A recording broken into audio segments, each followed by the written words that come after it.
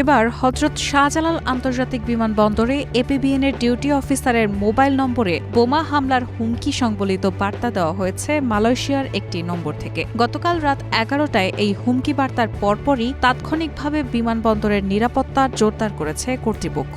একই সঙ্গে শাহজালাল আন্তর্জাতিক বিমানবন্দরে দেয়া এই হুমকি বার্তার আদৌ কোনো সত্যতা আছে কিনা তা জানার চেষ্টা করছে বিমানবন্দর কর্তৃপক্ষ।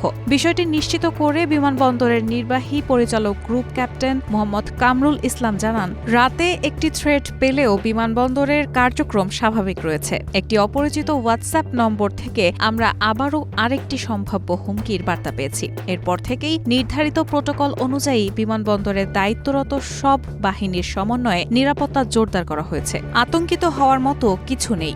এর আগে গতকাল সকালে পাকিস্তানের একটি নম্বর থেকে ইতালি থেকে ছেড়ে আসা বিমান বাংলাদেশ এয়ারলাইন্সের একটি ফ্লাইটে বিস্ফোরক থাকার তথ্য দেওয়া হয়েছে। বলা হয়, বিমানের রোম থেকে ঢাকা অভিমুখী ফ্লাইটে 34 কেজি বিস্ফোরক রয়েছে। শাহজালাল বিমানবন্দরে ফ্লাইটটি অবতরণের পর এগুলো বিস্ফোরণ ঘটানো হবে। এরপর বিমানবন্দর কর্তৃপক্ষ 250 যাত্রীর নিরাপত্তায় বিমানটিকে জরুরি অবতরণ করায়, সেই সঙ্গে সবাইকে সতর্ক করে দেয়। পরে বিকেলে স্বরাষ্ট্র উপদেষ্টা অবসরপ্রাপ্ত লেফটেন্যান্ট জেনারেল মোহাম্মদ জাহাঙ্গীর আলম চৌধুরী নিশ্চিত করে বলেন, এটা একটা মিথ্যা সংবাদ।